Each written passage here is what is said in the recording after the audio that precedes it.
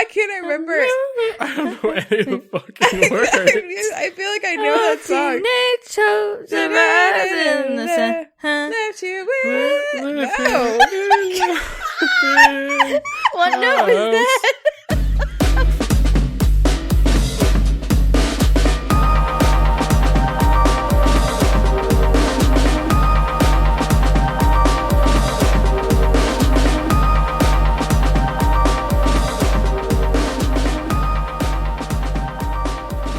Hello, welcome to WayTooBroad, a place for friends to talk about things they're really, really ridiculously excited about. I'm Hannah. I'm so excited. And then these are my co-hosts, Erin and Ben. Hi, Erin. Hey, Hannah. Hi, Ben. Hey, Hannah. I don't know those words either. What about... What song is that? Hey, Brother. Hey Brother by Avicii. He's dead. Hey, brother, where art thou? Hey. Oh, I have a story about Hey, Brother. Okay. What is it? Do you know how I think about you whenever I hear that song, Ben? Yeah. You do?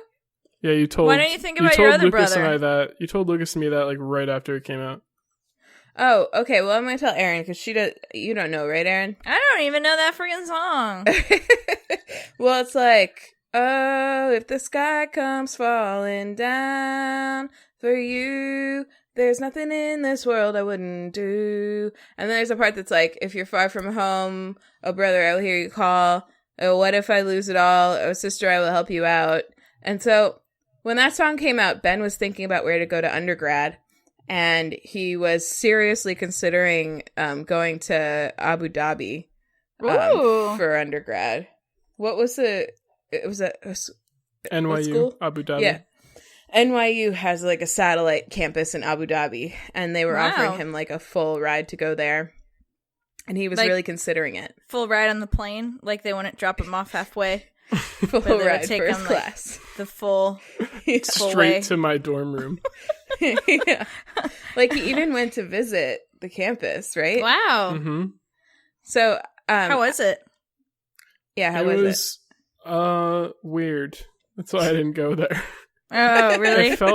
It just like felt very like Abu Dhabi and the UAE in general is a country and a city that like developed very, very quickly because they got rich very, very quickly from oil money. And so instead of having like, well, there's obviously like a deep culture and history there, but instead of like celebrating the history of the people who actually kind of lived there, because a lot of them were nomadic, they like imported culture and education from all over the world. Like they were building a Guggenheim there, and they like were making a bunch of artificial islands, including the one that the new NYU Abu Dhabi campus was going to be on. Whoa. And it just felt like I was an import. Like I was being imported as a smart student. And also I got the feeling when I was visiting there that there's a very clear and accepted division among the classes.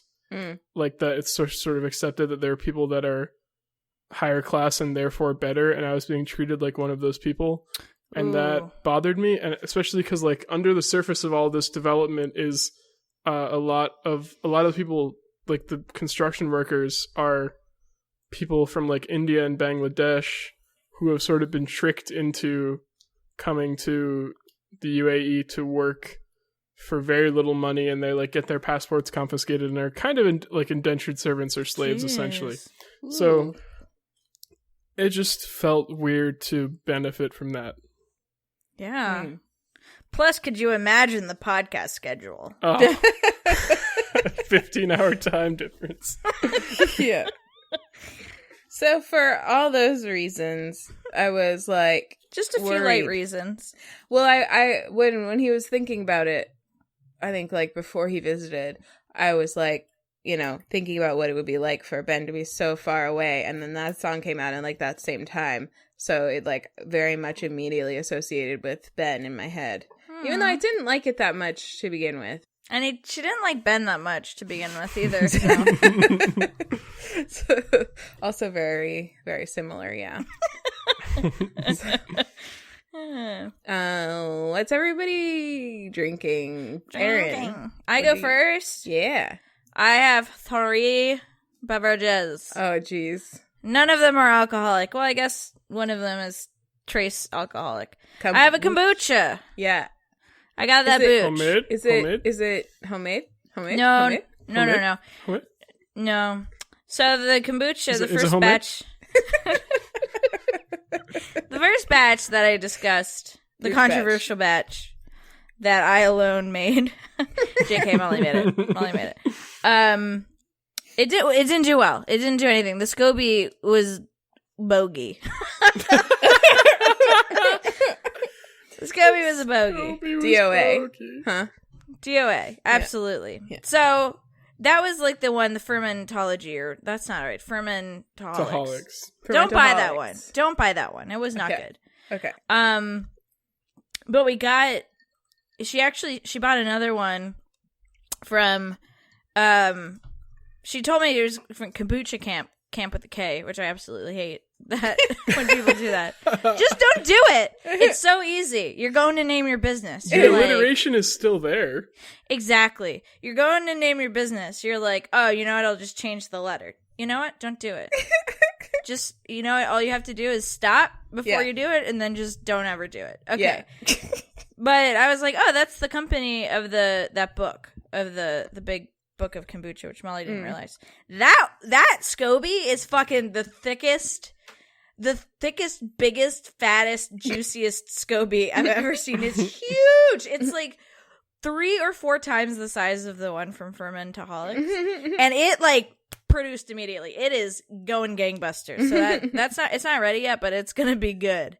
So we sampled it today, and Molly kind of accidentally like sprayed it all over me, but it's sex starts in the kitchen. So I also have a lemon lime seltzer, not very interesting, and I also have a very interesting seltzer. This is a Trader Joe's seltzers with a splash. It's lemon and ginger juice, so it tastes like really fucking gingery, and it's delicious. You have to get to Trader Joe's. They come in like a 4-pack. It's not very economical, but it is like worth it. So tasty. How's that sugar content? No calories. It's seltzer, you frick. Oh, well, you said it had ginger juice and lemonade. No, it's lemon and ginger juice. I'm sorry, is ginger sugar? Ben, what you I have drinking? 2 drinks. Oh. Wait, Erin, did you say all 3? Yeah, one was 2 seltzers and a kombucha. Come on. 2 seltzers and a kombucha. Okay. All right. Sorry. Lots of peas, lots of burps. I have water, and I also have homemade Chew-Hi. What? Excuse Pardon me? Chew-Hi. Is that chewing tobacco? No, it's a drink. Chew-Hide? Chew-Hi. Chuhai. Chew-Hi. Explain it. Chew Why? Because we're all the state of wonder. It's a cocktail that I first had in Japan. They have like canned versions of it in Japan all over the place. And it's basically soju, Sprite, and a little bit of this like yogurt drink. I don't know. Is it in cans in Japan? I did just say that, yeah. Okay. Well, here we are again. Is it in Kansas? Do they have it in Kansas? In this familiar territory. Do they sell it in cans? I Googled it while you were explaining it. Well, in my defense, you were being really difficult about it, and I just wanted to understand. That's our MO, Ben. We're like Googling it as you're talking about it, so we're not listening, and then we tell you what you just said. Is it alcoholic? Yeah, soju is an alcohol. Oh, soju! Right. And mine is peach flavored because I have peach flavored soju, and the yogurt thing is peach flavored. I don't know what the yogurt drink is called. Like yogurt drink. Lassie. The name is for it. I think Yakult is like one brand of it. Okay. It's not the one I have though. So you made this at home? I did. So it wasn't in a can? Not in a can. But can you get it in a can anywhere? They have them in Japan, yeah. Okay. In Japan, you can. You know what's going to help us remember that? Is it rhymes. In a can in Japan. In Japan. In Japan, you pan. Oh, it's a probiotic milk beverage. In Japan. Fermented with the bacteria strain Lactobacillus. I don't think it's not as thick as kefir. Kefir, whatever. Kefir. It's a lot lighter. Let me ask you a question. Can you get it in a can? No, that's not my question.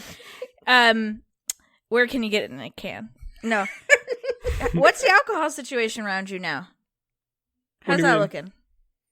Stores? Like, can you buy in a store? Yeah. Do you have to go to a special place? No, Is it the one near you? You can buy it in expensive? Target. I got the soju at I can't.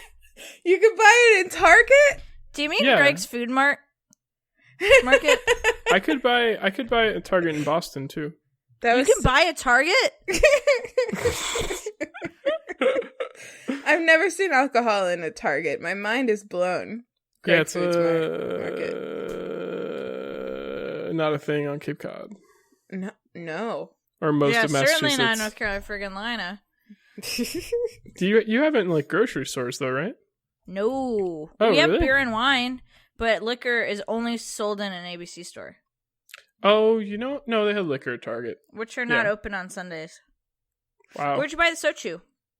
At H Mart. Can I get on my soapbox about soju for a second? What? I need to get on my soapbox about soju. My soju soapbox. Okay. Okay. Let's hear it. Soju box. I had a phase that I'm sure I'll talk more about sometime where I was really into Korean dramas and they all drink soju all the time. And so I was like, I really want to try soju. And there was no good markets around for it or anything. And then one year, lo and behold, I got this really beautiful, like expensive looking bottle of soju as a gift from a from a vendor that I worked with at work. A bunch of people in my office did. Yes, Erin? Is this the story about what happened, the fate that fell upon your soju? Yeah, have I told it before? Yeah, you've told it on pod before. Oh my gosh. But I don't remember it. Well, okay, keep going then. All right. See, let me know when you remember it. So, it was probably a long time ago. We can safely recycle stuff from last season. It must have been early on because I think it happened the Christmas of 2016 was when I got the soju, and I brought it to my parents' house to try, like, as part of our holiday festivities, but we never really broke into it. Just, coincidentally, it just never happened. There were, like, other festive drinks to drink. So I accidentally left it there. And then Lucas was there for his, like, vacation or whatever. So maybe it was even longer ago. And I came back looking for it, like, after, like, towards the end of December or January, and it just was gone. And I came to discover that Lucas had just drank all of it. He just had been like, you know what? This is here and it's in my parents' house, so it's mine and I can drink the entire bottle through the course of my vacation, and that's totally fine. It's a liquor. I mean, it's like strong stuff. It's strong. Right? It's like stronger than sake. It's like I don't know. It's probably more like a liquor. Do you sip it straight? Like, how do you when they're in their Korean dramas? Are they? Just I wish I could tell you. Sipping it straight. Well, sometimes they drink it. They take shots of it, and other times I think they mix it with like sweet drinks, and there are like bottled drinks that are soju drinks that have it like mixed with other things, like shuhai. Yeah, kind of like shuhai. Shuhai? Chuhai. Chuhai. Chuhai. Chuhai. Achoo. Hi. Chew high. Hot damn.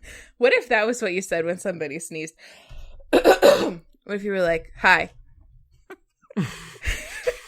That'd be great. We should start doing that. Hi. Yeah. Hannah, what are you drinking? That sounds like a great drink, Ben. Yeah, thanks. it does. It's delicious. I have absolutely no idea what it tastes like. Cannot fathom what it might taste like, but sounds good. I'm happy for you. Thanks. I have 2 drinks. I have a mandarin orange Canada Dry seltzer. Oh. Low sodium. No sodium, yeah. No, not low, no. No nothing. No nothing. And you have the sugar content. And, sorry. Okay. And I have a sake. Speaking of Japanese beverages. It's red. It's pink. Well, whatever. It's called Ozeki is the brand. It's called Hana Awaka, which means sparkling flower. Ian got it for me for recording times because he's very thoughtful. That's very thoughtful. I feel like I've started to realize Ian is kind of like our producer, basically.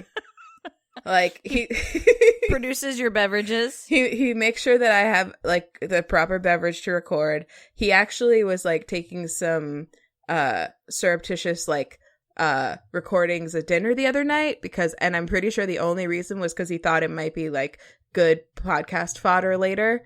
Yeah, he's just good.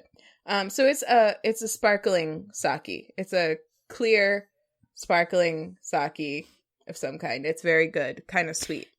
You're drinking it out of a decorative goblet. I am. It's pointy. Yeah, that's nice. Mm-hmm. Good grip on that. Yeah, you're not gonna drop this.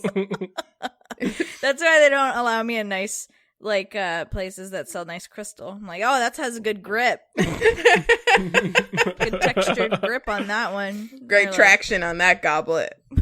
Like, please leave. I would like you to leave.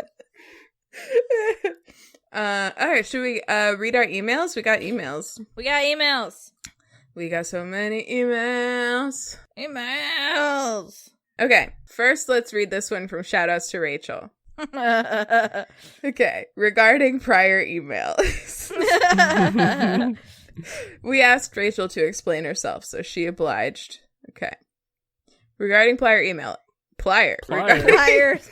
She did not send us an email about pliers. Just to be clear. Email. Okay, so here's what happened. I was talking to a coworker who said, "Hey, look at this video my sister just sent me from Alaska. She's there right now, and look what she saw."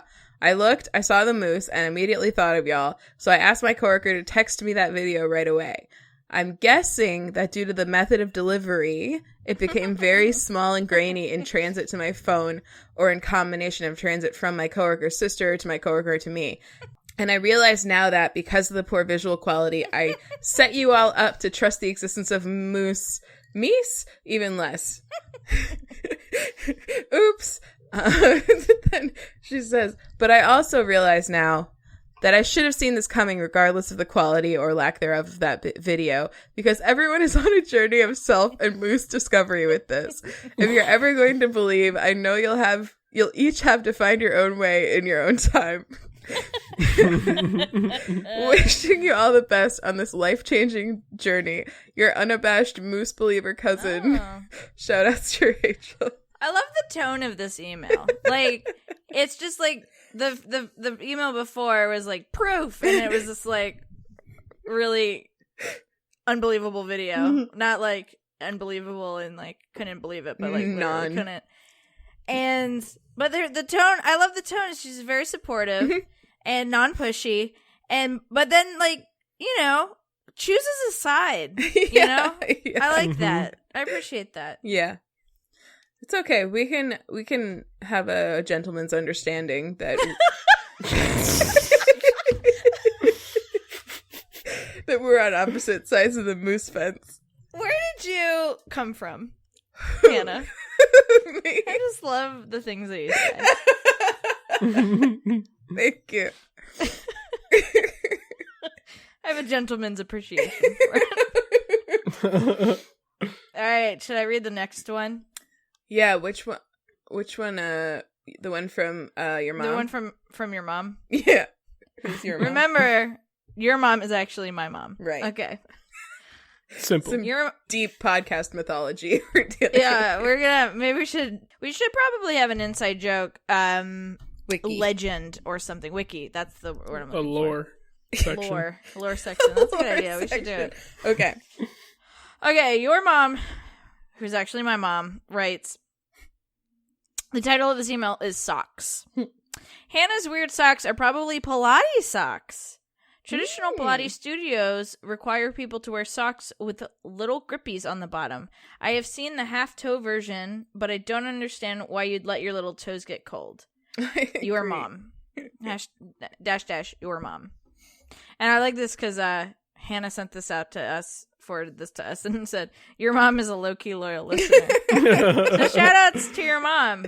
Shout-outs to your mom. Thanks for listening, your mom. Thanks for embracing your new nickname. We appreciate it. Yeah, I really do appreciate that. And the last one, I feel like controversial. Go for it, Hannah. All right. Okay. Let's get into this. Things got a little touchy around this, so let's work through it together. I feel like we should read the email and then we should read like the Slack conversation. Yeah, I'll bring the Slack conversation up while you read the email. Okay. All right. This is from Aunt Brown, my mom. Your mom. Erin's aunt, my mom, Aunt Brown. Hi guys. Your mom. Thinking on Halloween creepy stuff discussion. What about dolls versus clowns? Clearly some horror movies feature dolls. I find them creepy for a variety of reasons, some societal. I mean, we don't have time to unpack that, but look here for a fabulous example of how creepy dolls can be. And then she linked us to a thing I didn't click before. Island. Oh my god. Wow. Yikes. Yeah, I'm gonna put this. Island of the Dolls in Mexico. I'm out of this website. I'm putting a link. I'll put a link to it up on Twitter so people can see what we're seeing, which is a very scary island full of dolls that clearly want you dead. Dolls. Not being aware of the trap I was about to walk into, I forwarded this email to Erin and Ben. That's the first thing that happened. Yeah, with like no comment. It's like, oh, here's another email. It was like the comment. So I was like, ooh, I actually really love your mom's idea. Clowns versus dolls. What's creepier? Last year it was scary. This year is creepy. And Hannah said, I knew it from when you were like, hi, hello. And I was like, oh, shit. She said, hi, hello. I've been saying this since the start. And I was like, what, for real, dolls? And Hannah says, all caps, yes. I said, no, you've been saying do ghosts versus zombies again. And Hannah says, I even said that, capital letters, to her this weekend. And I said, is there a recording of this? And then I said, well, fine then, Hannah. I love your idea. I'm team dolls all the way. And Ben says, team clowns. I hate clowns. And then Hannah conveniently produced a screenshot of when she actually did suggest right at the beginning of our discussion about Halloween. I didn't see it. And then we had to spend like 4 freaking ever apologizing to her. Just like scrolling and her not being over it yet, and then us apologizing again. And I think here's the thing. Okay, let me tell you how this played out from my perspective, okay? I know you already know, but for the listener, Erin mentioned clowns. And I thought on it for like a couple hours, and I was like, oh, maybe dolls, because that's also like a kid's thing. And so I wrote that in the Slack, and I got no response, no reactions, no words. Because it was after hours. No one got a freaking notification it was after about business hours. I'm just saying, you need to get these ideas in before end of business. I'm just telling the people what happened. Okay, your part will come later. Okay, so, I kind of like assumed that you guys didn't have any thoughts on that topic, or maybe dolls weren't like the right thing. And so I mentioned it to Ian, and Ian was kind of like, and he didn't really say anything, which is like not unusual for him, but it's like he clearly didn't like love the idea. So I was like, okay, maybe this isn't a great idea. And then we went out to dinner and we were talking about it, and we were talking about like other ideas like clowns versus vampires, which is another thing we've talked about. We were talking about like maybe we could debate on the different vampire rules and which ones we think are best, like all these things. And then I mentioned it again. I was thinking also maybe like clowns versus like haunted dolls, and nobody really reacted to it. And then I get this email from Mom, who was at that dinner, saying, what about dolls? So it was just a little like, I guess I had the right idea at the wrong time. Well, I'm sorry. I didn't know. I was not at that dinner. If I had been, I'm sure I would have also ignored you. And been like, oh my God, great idea, someone else. Do you know what else actually is funny? That's the dinner at which Ian recorded a little bit, and it was while we were talking about those topics. So I thought it'd be really funny if I was also able to produce an audio clip where I said that. But he didn't get that part. So that Dolls vs. Clowns is going to be a hard one for me because they're kind of... It's dolls. It's definitely dolls. I think it's dolls for me, too. Yeah. Oh, it's clowns. Clowns. So maybe we'll have to only have one guest, and they'll have to be Team Clown to even the score. Is Kylie Team Clown? What is she? I don't know. She's not here, so I can't ask her. It's impossible to contact her. When she's not in the house, she's unreachable. Yeah. That tracks. I can ask Ian too, although he's a quiet podcast guest. He's more of a presence than a guest. It's just why he makes such a great producer.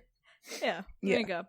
But yeah, let's if you guys if anybody listening feels strongly about clowns and would want to maybe be a guest, like hit us up.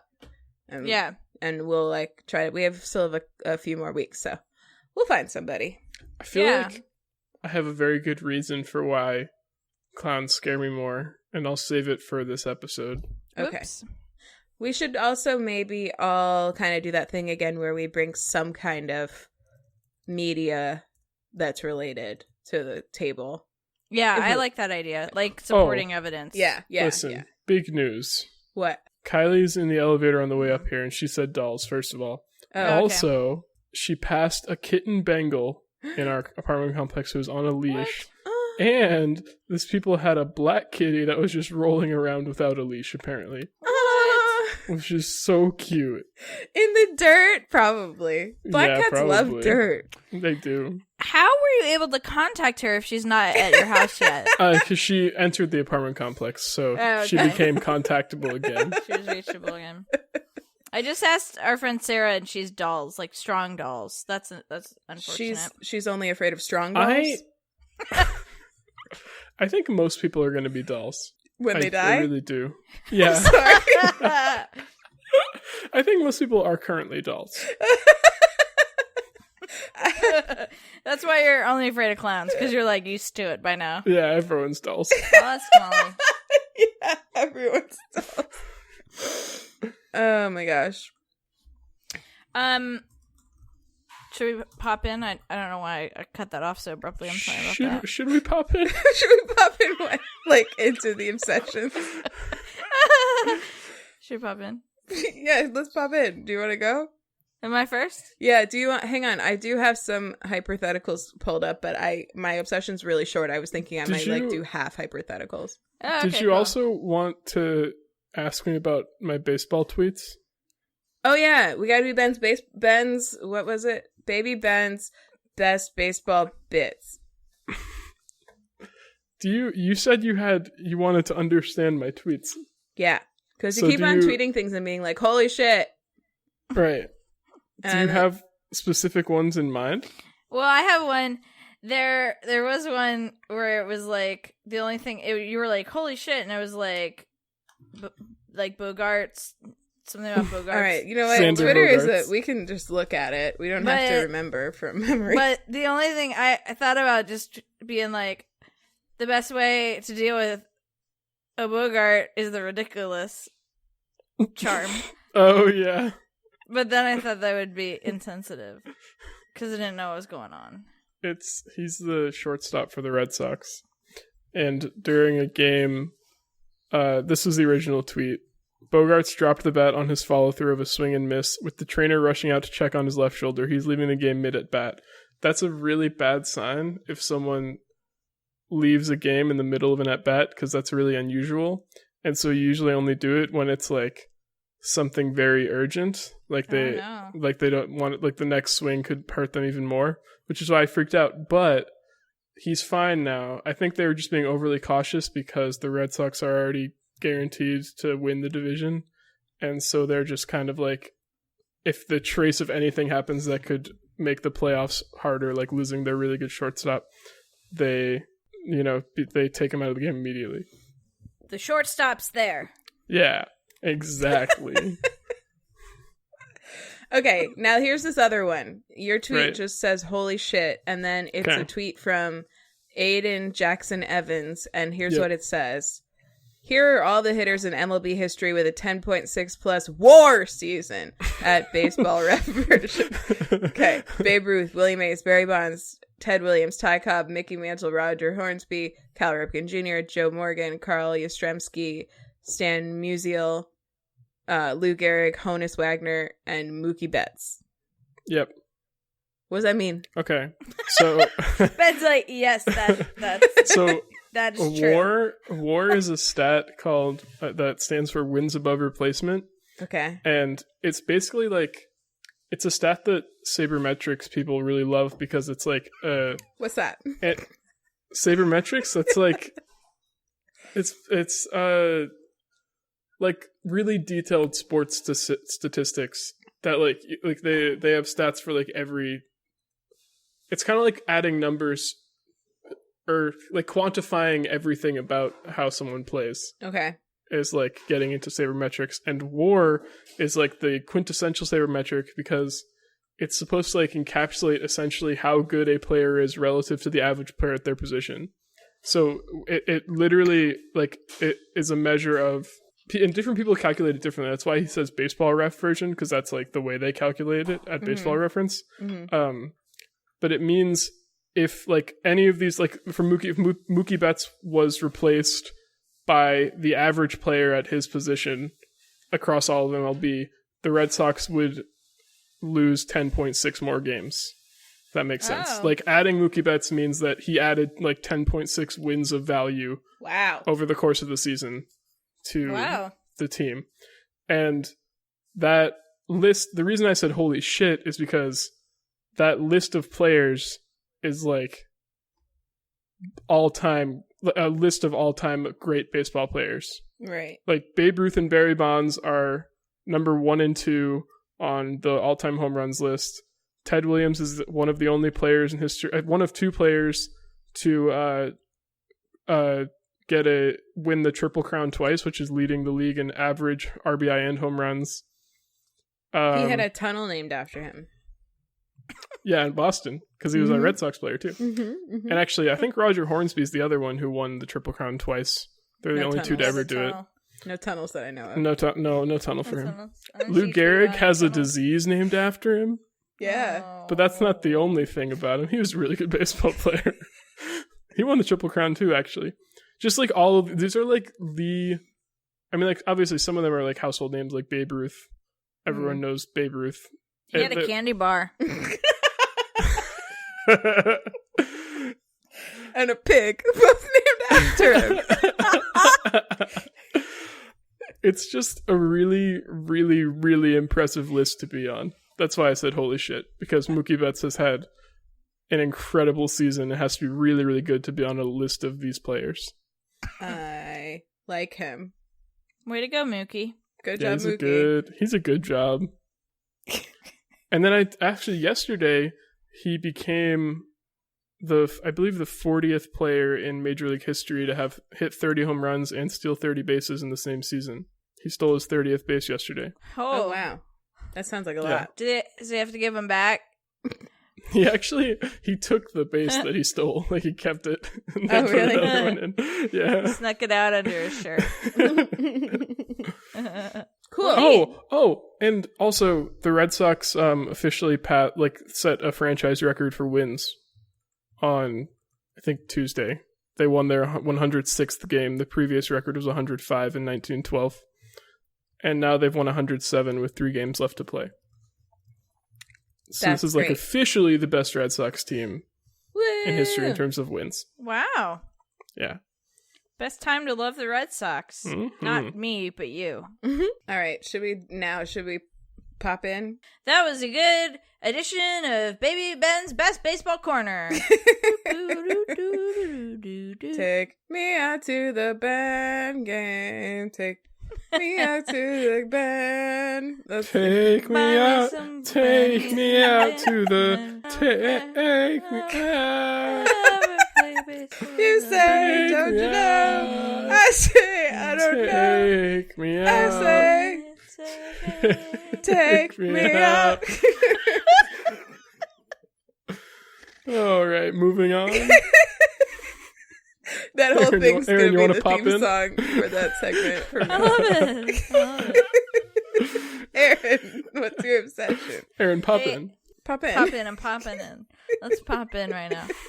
Well, I'd first like to begin my obsession with a fucking shout out to my lovely wife, Molly, who made an incredible taco dinner tonight. So thank you so much. Shout out to Molly's Tacos. And Molly. That sounded wrong. I just don't know. But I, legitimately, she made a very delicious taco dinner.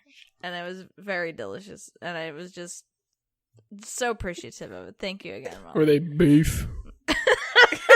No, they were pork. Oh, really? They were pork. I like pork.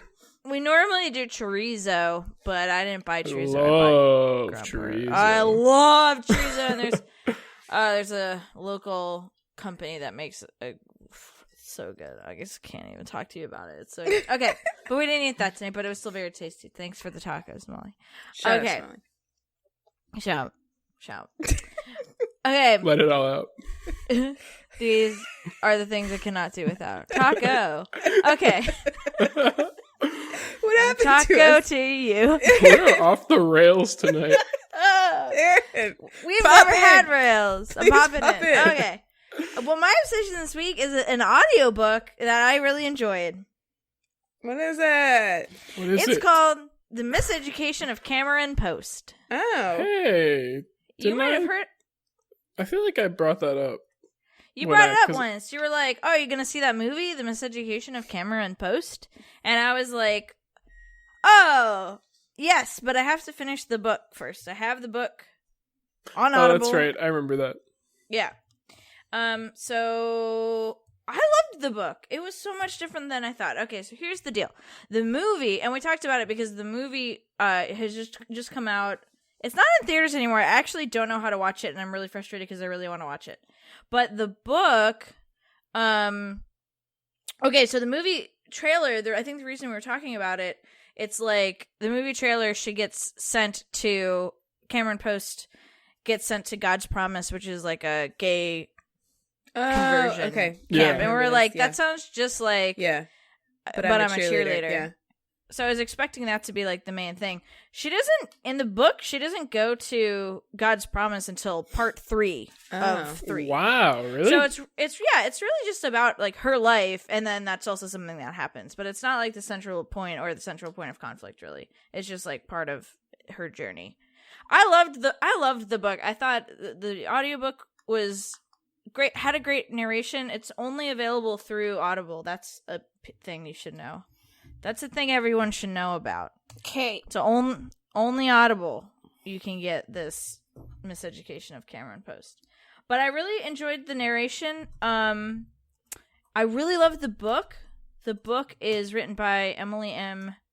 Danforth, and who has a woman partner, which I could just like totally tell. That's another one of those things that you can like totally tell when you're reading a book or listening to it.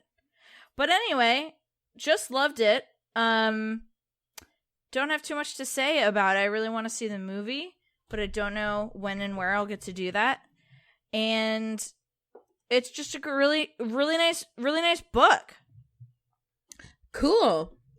Hell yeah. Yeah. Well, like, so you said it's got 3 parts? It's got 3 parts. So it's got 3, it's not like a trilogy, it's like 3 parts in the same book. Yeah, you know, like part 1, boo boo boo. Part 2, do do do. boo doo boo. Here's a little blurb from Emily M. Danforth's website about the book. I'll just read this. Okay.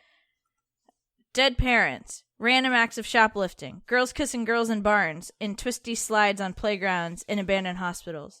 a Victorian dollhouse with all kinds of weird shit glued to it, the compulsive renting and watching of 99-cent videos, Miles City, Montana, the 1990s, swimming, summer, cowgirls, dinosaur discovering, Ferris wheels, conversion therapy, Taco John's, a girl named Jane Fonda, and the hollowed compartment of her prosthetic leg. The way a mountain-toppling earthquake that happened some 30 years ago before keeps aftershocking our hero, Cameron Post. Yep, it's a coming of age. It's a coming of gauge. It's a word I don't know. It's a novel of development. It's all of these things, none of these things. It would be a kick-ass if you gave it a whirl. It's just, that's a great description. Yeah. It's just a fun book. It's well written. It lifts you up. It has a really strong female lead. It's just really sweet. I just loved it. Check it the fuck out. I'm gonna check it out. I'm gonna see if I have any credits right now. Yeah. I It was don't have any, good. but I will get it next week when I have credits. I just have one more thing that I thought about. Okay. I was listening to episode something today, some kind of Unk, whatever episode that number that is. Okay. Today. And it's the one where your obsession is hypotheticals, which is why I thought about it. But also, the hypothetical that we did was like, if you encountered a wizard in the streets of Chicago who can make you sexier. And I just was like, holy shit. Like, I had that thing that happened to me in Chicago where that, like, woman wanted to have sex with me. I'm like, maybe I accidentally, like, paid somebody. Like, so anyway, that was fun. Wow. Maybe I was like, whoa, that was weird. Whoa. Whoa. Episode 42, some kind of Unk. It's a good one, guys. Listen back. I was listening to it because I also did a rewatch of Nanette again on Monday. Really still fucking good. Okay, continue. Really still fucking good. Who wants to pop in? Ben, would you like to pop in? Ben, you want to pop in? My obsession is a tabletop game, I'll say. Because, you know... It's a tabletop. Listen, I always start to call Dominion a board game when I talk about it, but then I'm like, no, it's a card game. But, like, it's not like a card game like people usually think of when you say that. So the inclusive term is tabletop game. Yeah. Okay. This is another tabletop game that I think you guys will fucking love if you play it. It's called Valeria Card Kingdoms. Okay. Oh, and sounds promising. It's called a tableau building game, which is like similar to a deck building game, except you like have all of your cards out in front of you all the time. And like the way it works is on your turn you roll 2 dice and you like activate certain cards in your tableau based on what you roll. But the really cool thing about the game is that every turn like you activate your own cards and then also everyone else's cards get activated. But they do different things depending if it's your turn or if it's someone else's turn. Actually that sounds a lot like this game called Machikoro. Yeah. Yeah, apparently this is like, because my friends who we played it with said that it's similar to Machikoro, but this is just like a better version of it.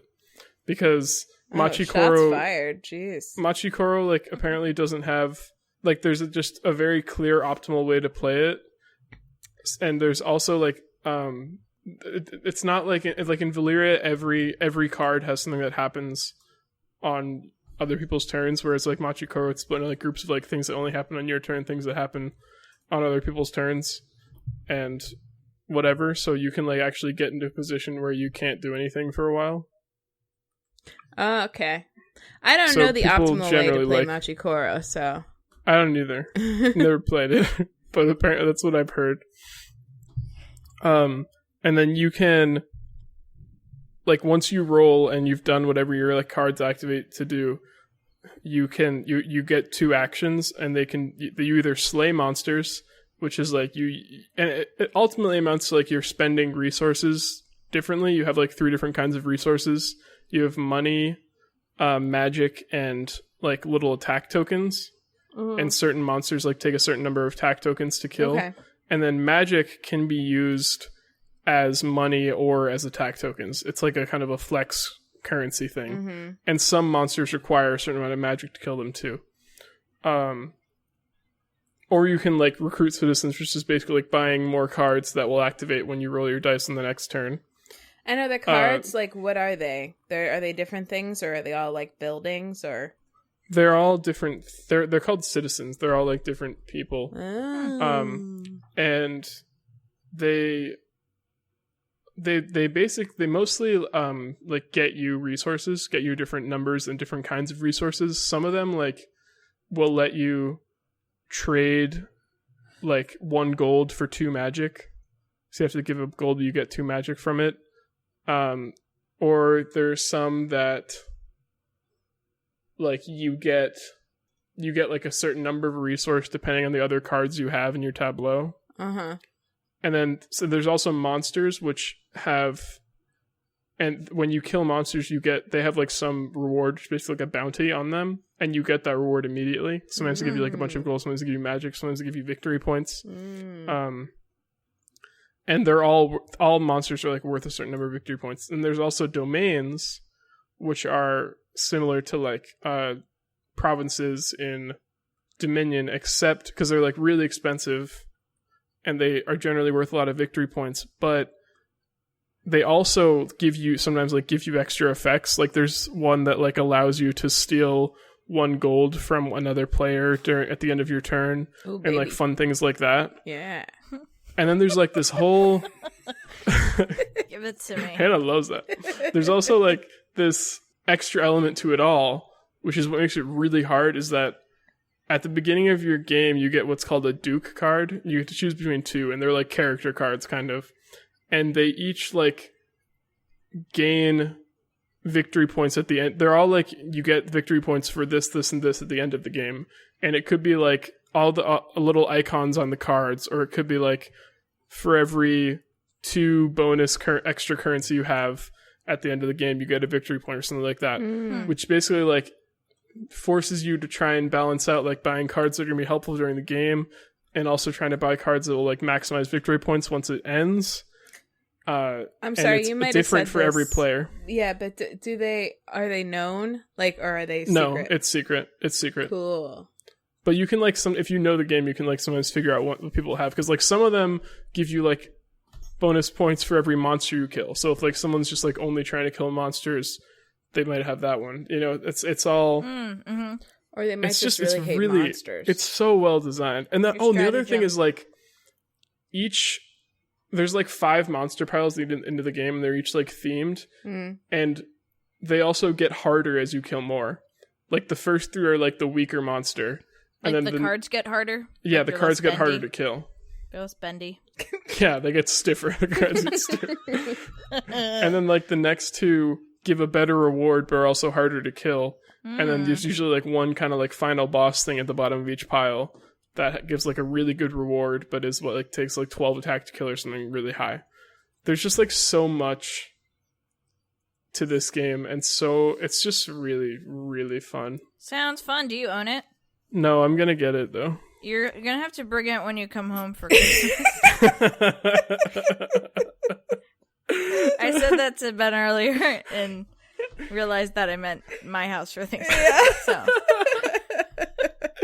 it was like, come home for Christmas. Yeah. And then this was the good part. I had just popped in time to hear Erin say, come home for Christmas.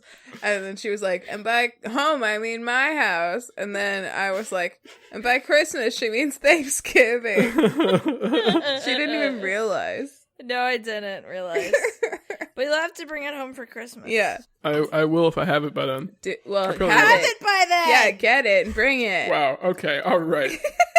Well, if you don't get it by then, we could always pick it up here. So, fine. Yeah, it's not that big of a deal. Fine, it's not a big deal. Ben, I'm tired of fighting you on this. Why are we fighting? That sounds hella great. I also love the word tableau. Yeah, it's really fun. What a great word. What a great invocation in my brain. I have just so many. Do you know this what is a great invocation in my brain? Oh wow! I'm sticking to that. You guys can do it. When I came on to this podcast today, I didn't have any ideas, and now I have too many. Are we already moved on from Ben? No, I had a thought. No, we're good. Hannah, pop in. Okay, pop in. Great obsession, Ben. What's it called again? Valeria Card Kingdoms. Valeria? Kingdoms. Valeria. That does Card sound Kingdoms. just a touch like an STD, but that sounds really nice. Oh Sounds my more gosh. like malaria. So, Valeria. you know how you were saying that... Yeah, you're right. You know how you were saying you like the word tableau? Yeah, I do like the word tableau. How it's a great invocation on your brain. So... You know how you just said those things like 2 minutes ago? Am I right? I said Do you like remember less that? than 2 minutes ago. Less than 2 minutes ago. Seconds ago. What do you think of the word Galleria? Bad. I think you know what I think you know what I many. think of that word. I think you know. That it sounds just like diarrhea in a nice gallery. Like, my first thought I had, like, I'm in a ball gown. I'm in a really nice, like, art gallery in a ball gown having diarrhea. Like, I'm walking down the Great Hall and I feel something fall. Galleria. So when you hear the Galleria of jewelry, that's not appealing to you. I'm at a gala. I'm at the Met Gala, and I've had some bad Thai food, and all of a sudden, it's coming out. That's what I'm thinking about. Oh no! I just thought of another. I'm telling you, when I came in here, I had nothing, and now I have like 6 things. I don't even know what I'm going to talk about when I pop in. Is one a story about how you had really bad gala? No, but there was the new season. How about this is just an audible mention. The new season of American Vandal is out, and I don't know if you guys watched the first season. I did. So you know the first season he was like spray painting dicks on cars, and that was like the thing they were trying to solve the whole time. Yeah. Or one car in particular. This season, the inciting incident is so incredibly much more disgusting that I almost couldn't get through the first episode. Can I tell you, I didn't know that's what it was, and I was eating lunch the other day and was like, oh, the new season of American Vandal's out. Maybe I'll try watching it. And I started to watch it, and I had to stop because it was too fucking disgusting. It's like, just when you think it can't be any more, there can't be any more shit on your screen, there's more. It's... Yeah. Yeah. Yeah. I did push through it. No, God. Oh, Jesus. I did watch it. I watched the whole season. Was it good? It was pretty good, yeah. I wanted follow-up on the first season. I didn't want a new story. That was the other thing that turned me away. I agree. Turned him away. He turned away. He didn't even turn his TV off. It was playing and he turned away from it. It was so disgusting. Oh my God. They just, it's just so gross. So anyway. Turned away. Dishonorable mention too. Dishonorable mention. Well, the season is good, but like, it's just like, they should have given some kind of warning about like how much poop there was going to be. Because it was like, I was not expecting it. All right, so let's do it. So we'll start with the hypotheticals. My actual obsession is like, I'm basically doing like a podcast recommendations corner. So it's going to be like a small handful of podcasts that I just think are really good from a few different genres. So I can get through pretty quickly. What does a handful imply to you? What number, and then what number is then a small handful? So I would say a handful would be 5 or less. Okay. And a small handful in this case means 3. Okay. I like it. All right. Think of someone who is your friend. Do not select your best friend, but make sure the person is someone you would classify as considerably more than an acquaintance. Have you thought of someone? And perhaps more than friends. Let me think of someone. I've thought of someone. Okay. More than words. Okay. This friend is going to be attacked. Oh no! Hang on. I thought that was part of it. Me too. Oh no! This was going to be attacked. Oh no! I accidentally clicked away from it. Okay. This friend is going to be attacked by a grizzly bear. Oh no! Okay. Now, this person will survive this bear attack. That is guaranteed. There is a 100% chance that your friend will live. However, the extent of his injuries is unknown. Wait, my person's a woman. Okay, the extent of their injuries is unknown. Thank you. They might receive nothing but a few superficial scratches, but they might also lose a limb or multiple limbs. They might recover completely in 24 hours with nothing but a great story, or they might spend the rest of their life in a wheelchair. Somehow, you have the ability to stop this attack from happening. You can magically save your friend from the bear, but their salvation will come at a peculiar price. If you choose to stop the bear, it will always rain. For the rest of your life, wherever you go, it will be raining. Sometimes it will pour and sometimes it will drizzle, but it will never not be raining. But it won't drizzle. Grizzle Grizzle bear. But it won't rain over the totality of the earth, nor will the hydrological cycle be disrupted. These storm clouds will be isolated and they will focus entirely on your specific whereabouts. You will never see the sun again. Bearabout. Do you stop the bear and accept a lifetime of rain? I have a question. Okay. When you stop the bear, is the bear harmed or killed? It doesn't say. We could say no. It's magical, so we could say like the bear just loses interest, and that's magical. Okay. I think I stopped the bear. I like rain. So it's basically like your good friend's limbs, or you never have a sunny day. Well, but it could, like, you're taking a gamble if you don't stop, because your friend could, like, just get some scratches. Like, they might, like, just get, like, bit and have a scar, like a cool scar. That risk doesn't seem worth it to me, because rain isn't that bad. But you could never, like, sit outside and have a beer, or, like, take a nap in the sun. Right. To be honest, I miss rain already here. I live in a place that will never rain ever. Right. Whoa, that's true. I wonder if your perspective is skewed by your location. Does it ever rain? Surely it rains. Very, very rarely. Wow. It's very dry. It really is just like sunny all the time. It's gonna rain on Tuesday though. Apparently. So excited. Have you prevented a bear attack recently? No, I think I stopped. I don't know. I think I stopped the barely bear, especially because it's not that caveat that it's like not always going to be heavy rain.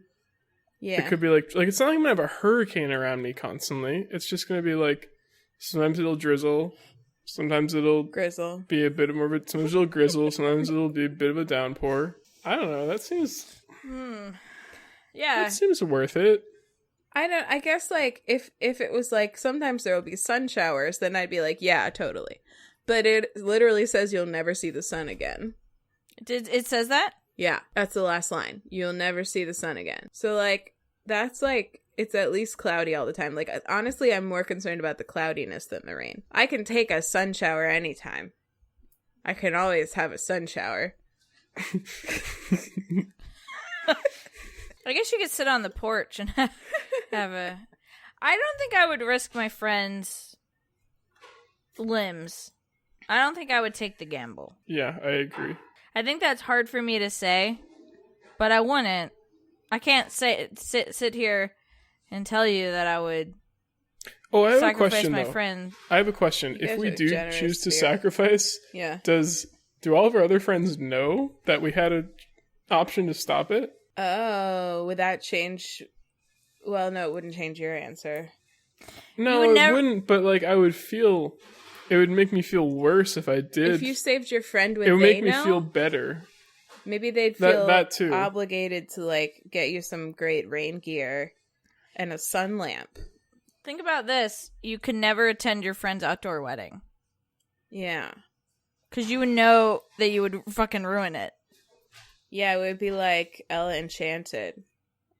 Or you could never go... I guess you could go to an amusement park in the rain, but you couldn't like...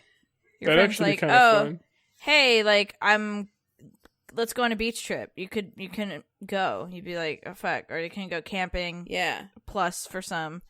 You couldn't, but still. But, like, what if they end up in a wheelchair? Then they also Or like, what if they? You're right. I wouldn't support? do it. I'm just thinking. I'm thinking through it and feeling really sorry for myself. There would be a lot of unexpected consequences. Yeah, the consequences would be pretty grisly.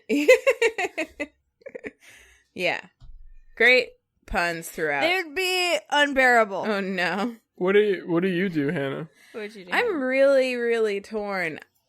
I feel a lot of peer pressure to say that I would save my friend. I want you to answer honestly, and also make sure your friend who you're thinking about isn't listening to this podcast.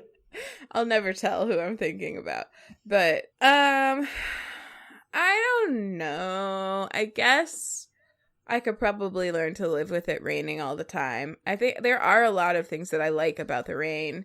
If it's going to be really hot, I'd rather have a rainy day. In the winter, would it snow or would it rain? Oh, good cue. I think rain. Well, that would be nice. That would be worse for me if it rained during the winter rather than snowed. Why? I feel like it's the winter same rain thing. sucks ass. It's probably just if cold. it were cold enough, At least it would snow is pretty, right? No, it would be frozen rain. Yeah, I guess it does suck. That would really, really, really suck in the winter. Even if it was snow, that would suck. Like having to, like, just knowing Not every morning. In Irvine. Huh? Not in Irvine. Yeah, but here, like, it doesn't get cold. Every single morning I know that it's been precipitating all night, like one way or the other. I would, like, have to work in an extra half hour every morning just to, like, account for whatever. I mean, if it's, like, a split-second decision, like, if this is, like, are you going to save him or not? It's going to always rain. I think my immediate instinct was to be like, yes, I saved them. But if I was given, like, a day to think about it and then come back, I don't know if I would have the same answer, you know? Yeah. I'm only half generous. This is a hard one. I think I'm going to stick with my answer, though. I think the reality is, like, thinking about it and, like, you don't know.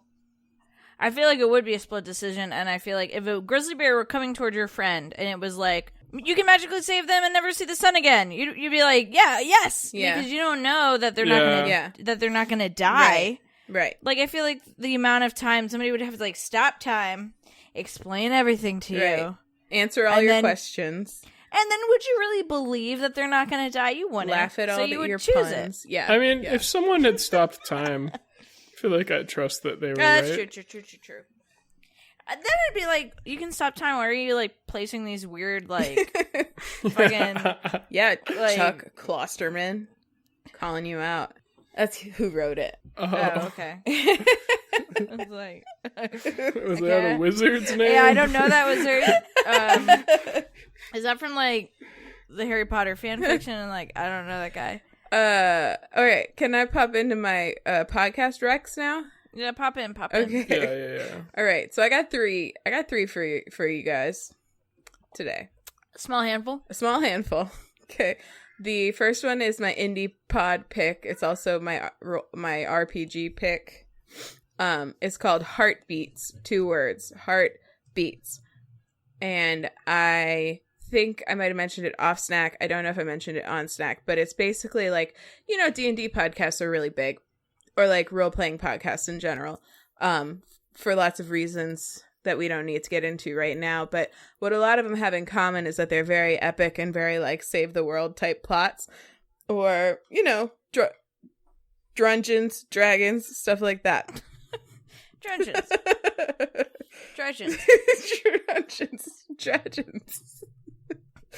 Heartbeats is actually kind of like just like a really chill.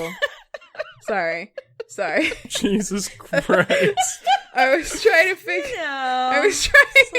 figure out just a really, like, chill, like, relax, like, slow pace. Did you, like, start a book when you were trying to just, like, you're like, I'm gonna start reading a book? No, I was trying to figure out how to spell dragons. Heartbeats is a really chill role-playing game. It's not D&D. It's a different system. I don't know the name of it. But it's basically like kind of like what if D&D but Stardew Valley, essentially. So these 2 newcomers are taking the train out to leave their complicated city lives behind and go live in the country, and like various like little kind of side gigs and sort of larger mysteries, but nothing where the stakes are like so, you know, incredibly astronomical, just like, you know, kind of like all sort of centered around this universe of like this small town in the middle of nowhere. So there's still like, you know, some, you know, some races and classes and stuff that you might have heard of from like D&D, like elves and fucking wizards and stuff. But there's fucking dragons. Dragons. But it's just like very sweet and positive, and it's like really uplifting, you know, like it's like listening to D&D podcasts can be very fulfilling as a listener, but it can also be kind of like draining and kind of intense because there's so much plot and there's so much like there's just like so the stakes are so high, and yet you know that they're nothing at all, and like, you know, you have to like really commit your mind to being in that like headspace. And with Heartbeats, like all it's really aiming to be is like a really enjoyable story with like really fun characters and relaxing, basically. And I love it. That sounds real chill. It's so chill. No drungeons, no dragons. Dragons. Dragons. The second one, Dragons. It's like Sonor Card Cage. Dragons. It's like dragons. if Sonor Card Cage was your dungeon master. Dragons and dragons. Okay, the second one is called Decoder Ring. This is a Slate podcast. It comes out. I just heard about that today. It's great. You should listen to it. There was an ad for it in Slow Burn. Is that how you heard of it? Totally. Absolutely. Yo, what's up? I got interested. Slow Burn. I got interested in it because of the ad at the end of Slow Burn, where especially the part where they mention that there's a whole episode about fans who believe that Sherlock Holmes is gay, and how like that became like the most bitter debate in the Sherlock fandom, and caused like this incredible amount of drama.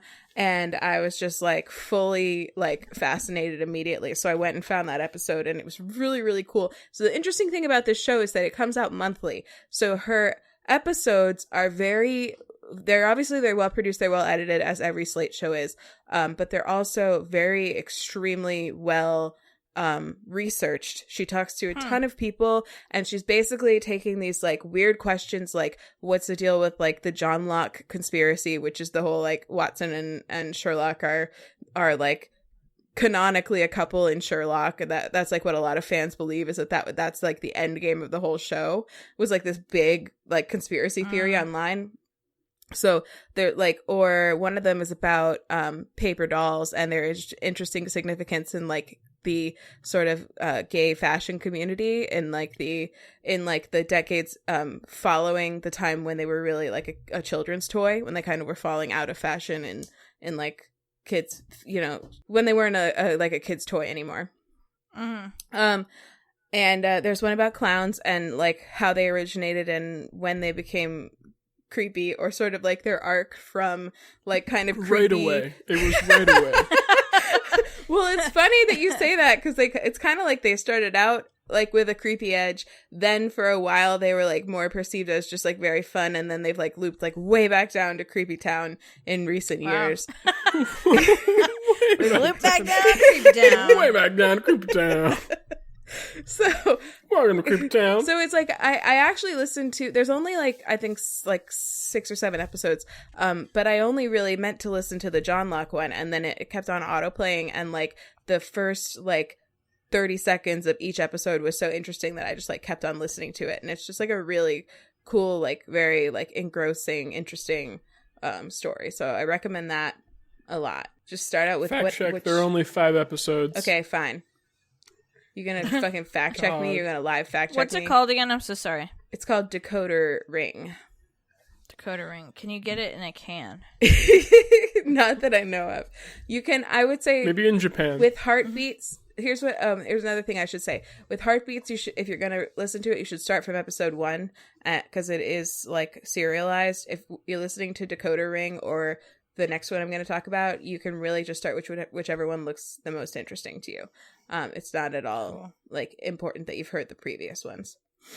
Chill. Okay, the third one, which I only know about because of your best friend Sarah, so you probably know which one I'm going to say. It's called You're Wrong About, like your YOU''RE. YER. Sarah really loves this podcast, and I'd listened to a few episodes, but recently she posted on Facebook that she'd been re-listening to the Anita Hill episode. It was actually like a few days before Anita Hill like wrote that op-ed and was like what everyone was talking about all of a sudden, and like obviously became like even more relevant than she already had been, like, you know, before that. And it's fascinating. It's just totally fascinating. It's fascinating because of the story of Anita Hill herself, and it's fascinating because of all the stuff that people get wrong about it. Like, literally the first thing that everybody talks about is how Anita Hill came forward for this and this and blah, blah, blah. But, like, she was subpoenaed to show up to that hearing. Like, she did not, like, she did not want to be there. But there was this long history of her just like kind of telling people in confidence and mentioning to people that like this weird thing had happened. And so like it got to the people like who were in power at that time, and they insisted on having her there. Also, she wasn't the only person to ever accuse Clarence Thomas of that type of behavior. She was just the one that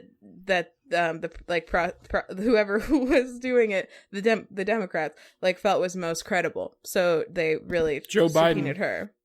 It was Joe Biden. Joe Biden? Yeah, he was the chairman of the judiciary. Joe Biden at the time. And he still fucked up that he did that.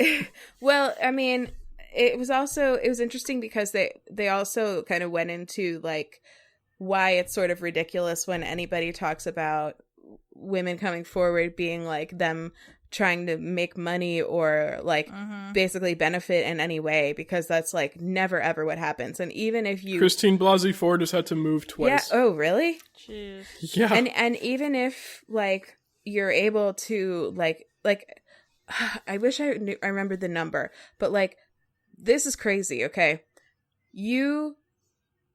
So in cases of like where you're awarded like a payout in a court case for like personal damages for like sexual harassment, you could be awarded like $50 million or whatever. It doesn't matter how much you're awarded. The cap of any like person who is like told to pay out has to actually pay out is like $300,000 or something.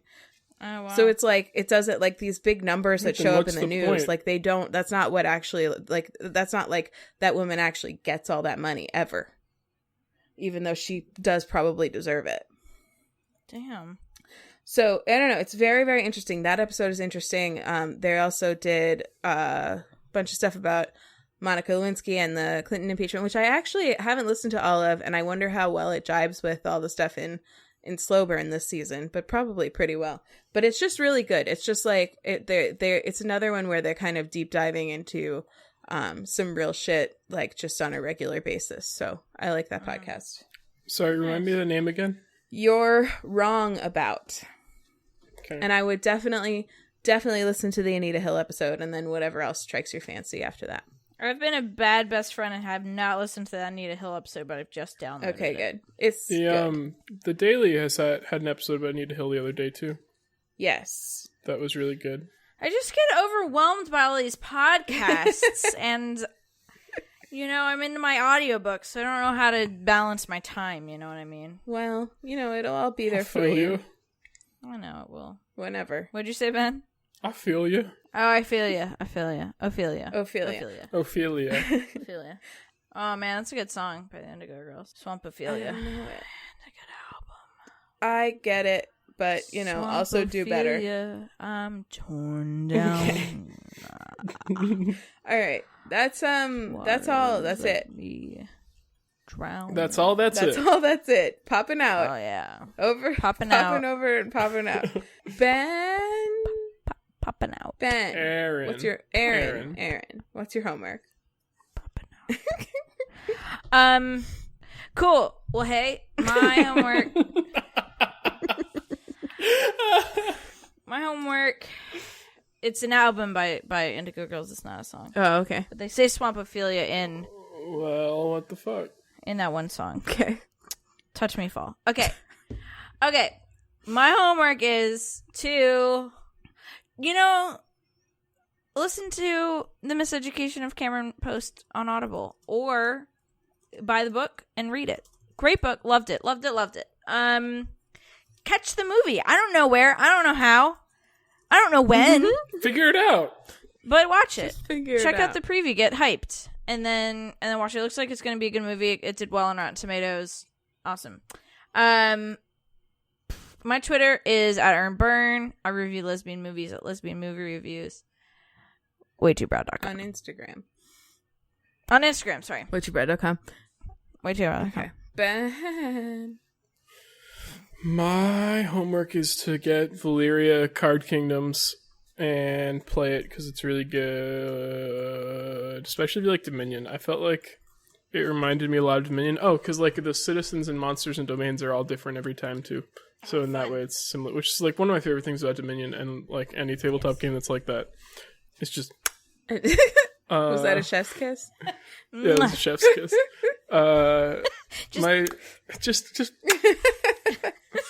My Twitter is at I almost said any disco Greg. That's wrong. It's at nicely proved Ben. I tweet about baseball and pictures of my cat. Expect more baseball tweets because the playoffs start next Friday. He doesn't tweet pictures of his cat. He tweets about pictures of his cat. Yeah, so I tweet about really cute pictures I took, but I do not share them. Yeah, that's they are for me only. All right, my homework is, I guess listen to Heartbeats, Decoder Ring, and You're Wrong About.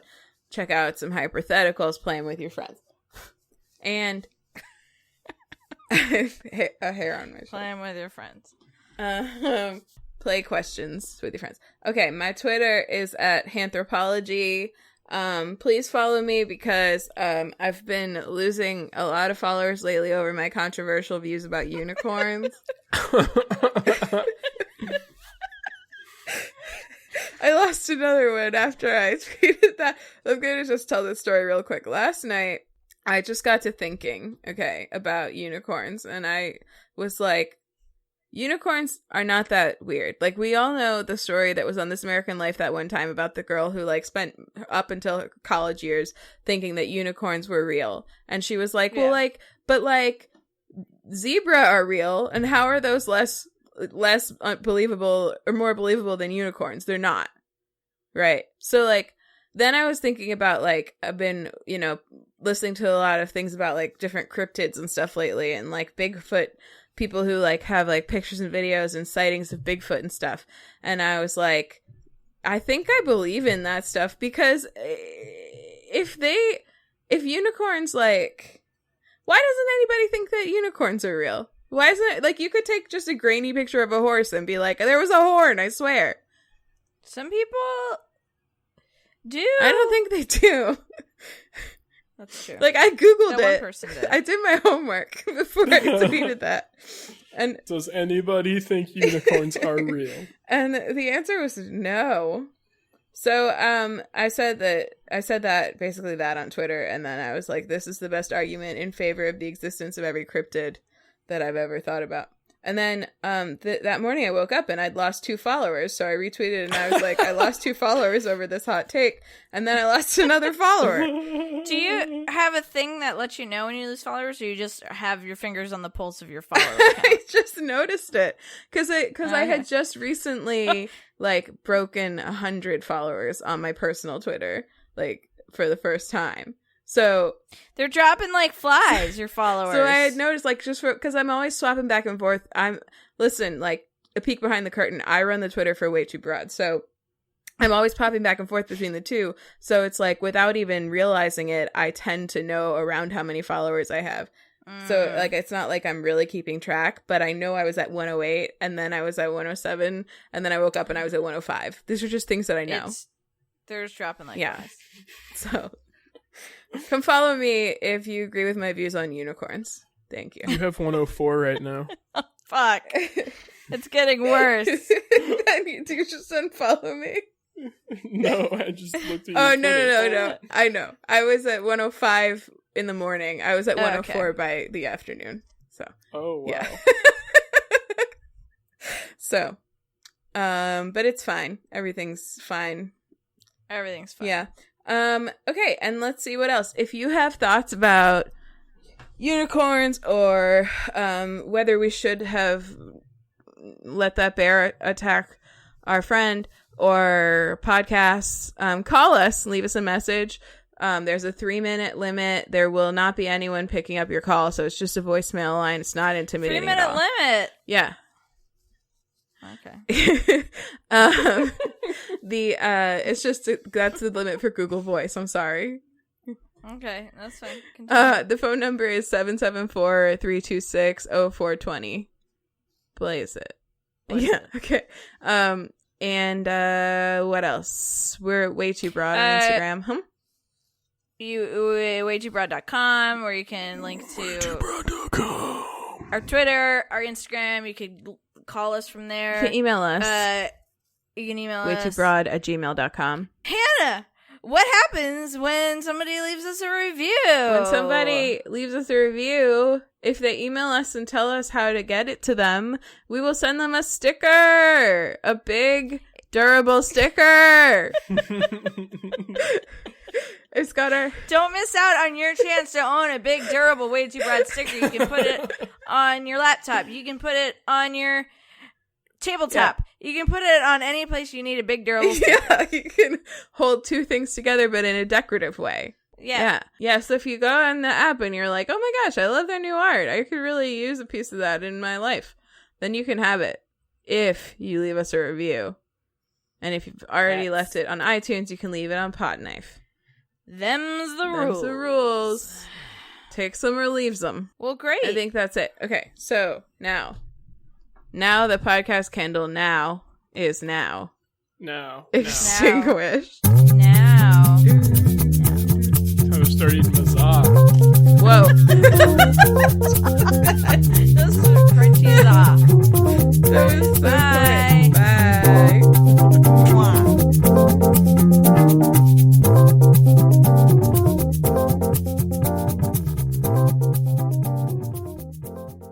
Time to start eating mazah.